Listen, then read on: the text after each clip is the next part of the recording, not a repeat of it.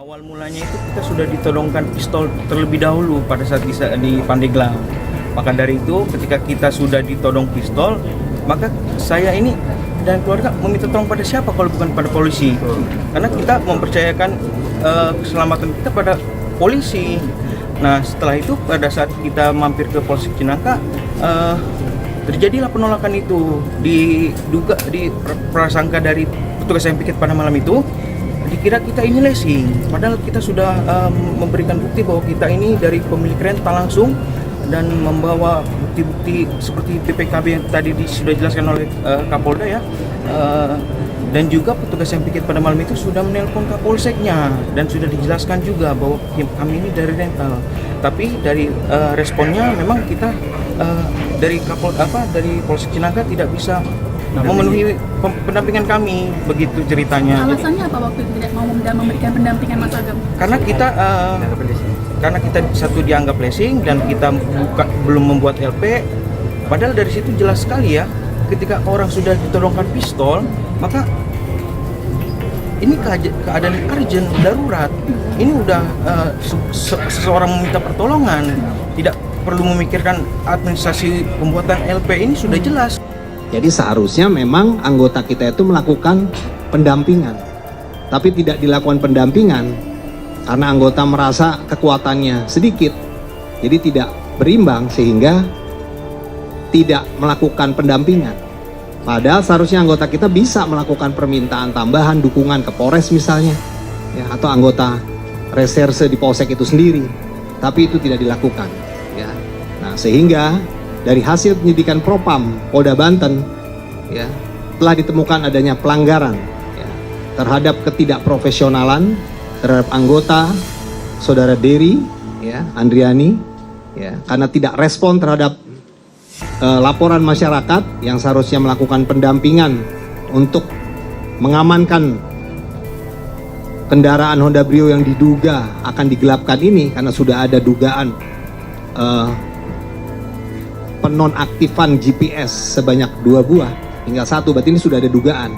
Seharusnya dia sebagai anggota Polri dia melakukan pendampingan, ya, tapi tidak dilakukan sehingga dalam pemeriksaan penyidik dari Propam ini adalah dugaan pelanggaran dan tentunya akan kita tindak tegas, ya, anggota ini, ya, baik secara etika, ya, yang sanksinya dapat kita demosi, bahkan yang terberat adalah bisa di PTDH. Oknum anggota TNI AL ini, minggir kamu kalau saya tembak. Tenang Pak, kata orang tua saya, ayah saya. Kita ngobrol dulu di sini, ini mobil rental. Setelah itu dia menabrakkan kita, waktu di Saketi, kita telah terjatuh kan. Tiba-tiba itu kabur. Ketika dia beli mobil benar, tidak mungkin ada pengawalan dari jauh untuk menodongkan pistol Kak. Seperti itu kan, berarti itu kan udah sindikat, termasuk menurut saya ya. Karena tidak ada mobil Brio yang saya beli waktu itu 180 juta di harga 40 juta Kak. Kalau dia beli bener nggak mungkin dia dapat pengawalan senjata api waktu saat jam 2 malam kan, seperti itu. Waktu pelepasan GPS itu cuma waktu 1 jam sebelum kejadian, jadi GPS dilepas saya langsung berangkat Kak. Dan udah dikasih tahu juga bahwa mobil ini mobil rental. Jadi setelah kita berhentikan, itu ini mobil rental Mas, minggir kamu, saya tembak kamu, kalau saya tabrak kayak gitu kan, langsung kita ditodongkan. Bapak saya tenang di samping, tenang Pak, tenang, ini ada warung kopi, kita ngobrol baik-baik. Tiba-tiba datanglah mobil Sigra itu, temannya dia, pengawalannya dia, menabrakkan kita dengan mundur, bukan ke mobil, itu ke orang-orang yang berkumpul di situ. Kita saja kalau misalkan terdesak ya di Korup pasti akan mencari akan bela diri, ya kan, akan mencari suatu benda yang mungkin bisa untuk membela diri, mengamankan. Nah ini mungkin digunakan ada senjata api, ya. Dan itu kan senjata apinya kan bukan, itu kan dibawa, ya kan ya, gitu. Nah mungkin sementara itu ya untuk evaluasi nanti kita akan evaluasi ya sebentar bagaimana ke depan ini untuk penggangan senjata api ini.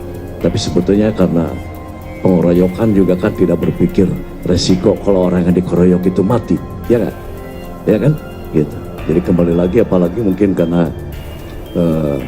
tentara juga yang sudah dilatih bagaimana faktor kecepatan, insting segala macam. Kami ingin tanyakan dari 3 orang ini apakah memang semuanya sudah berstatus tersangka atau semuanya masih terperiksa, Pak?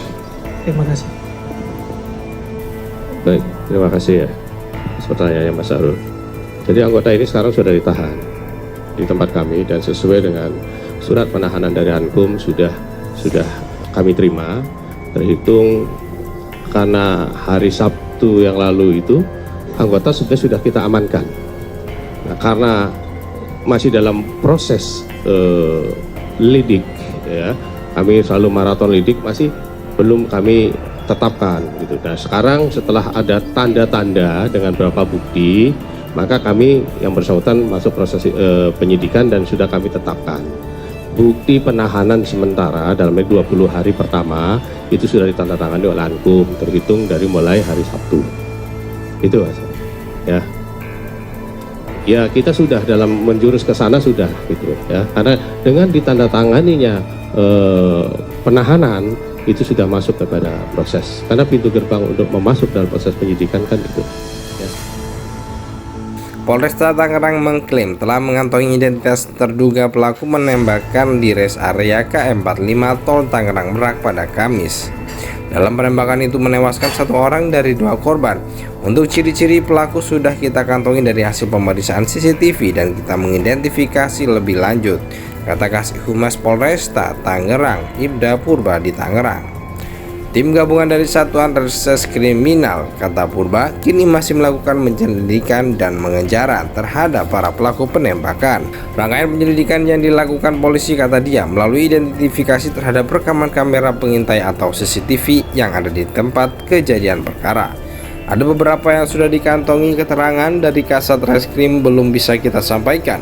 Yang pasti petugas sedang di lapangan untuk proses penangkapan paparnya. Sejauh ini, kata Purba, tim penyidik Polresta Tangerang sudah mendapatkan beberapa petunjuk termasuk barang bukti yang didapat dari TKP.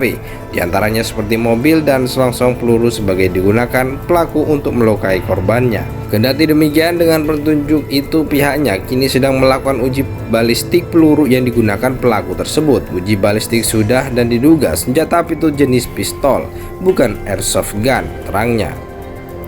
Selain itu, untuk mempermudah proses penyelidikan dan penangkapan, polisi juga telah memeriksa serta mendapatkan beberapa keterangan dari saksi pada saat kejadian penembakan itu. Sebelumnya, peristiwa penembakan oleh orang tidak dikenal terjadi di res area KM45 Tol Tangerang Merak Jayanti, Kabupaten Tangerang, Banten pada Kamis 2 Januari dini hari.